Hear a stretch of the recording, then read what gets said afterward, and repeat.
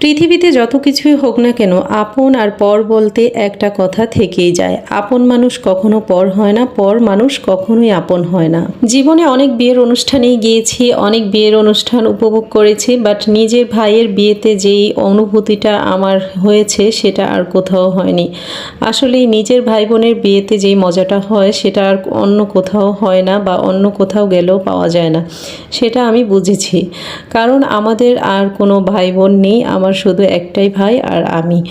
তো আমার ভাইয়ের বিয়ে হয়েছে গত কয়েকদিন আগে, সেজন্য আমি অনেক ব্যস্ত ছিলাম, গ্রামে ছিলাম, সেজন্য তেমন করে কোনো ভিডিও শেয়ার করা হয় না।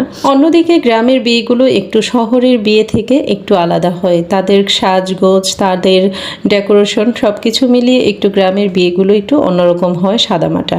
তো আমাদেরটাও সেই সাদামাটাই হয়েছে। এই যে আমরা কোনো গান বাজনা এগুলা কিছুই করিনি। এখানে হচ্ছে আমরা কয়েকজন হুজুর এনেছিলাম, তারা হচ্ছে গজল টজল গেয়েছিল।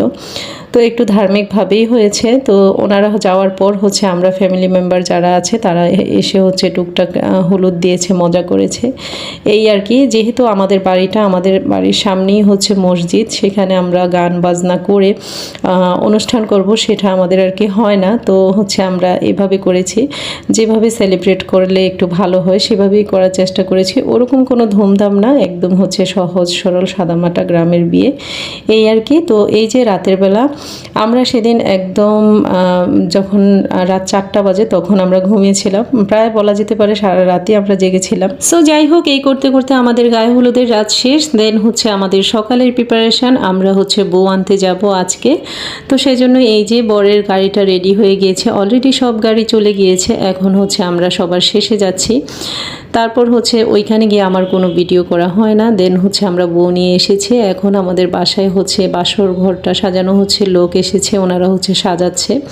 তো আমি ফাঁক দিয়ে ঢুকে হালকা একটু ভিডিও করে নিলাম। তারপর হচ্ছে এই যে এই দুজন এখন হচ্ছে তারা টাকা ছাড়া এই রুমে ঢুকতে দিবে না জামাইকে, সেজন্য ওনারা সবাই দাঁড়িয়ে আছে। তো তারপর আমাদের বাড়ির এই অনুষ্ঠান, বউদের বাড়ির যেই গেস্ট তারা হচ্ছে আমাদের বাড়িতে এসেছে, খাওয়া দাওয়া শেষ। দেন হচ্ছে আমরা আবার হচ্ছে বউয়ের সাথে বউদের বাড়িতে গিয়েছি। ওই বাড়িতে গিয়ে আমরা দুই দিন ছিলাম, মানে ওইখানে খেতে খেতে আমাদের অবস্থা একদমই খারাপ। তারপর হচ্ছে যে আমার 2টা কাজিন ছিল, ওরাও গিয়েছে, ওরা না থাকলে একদমই জমতো না।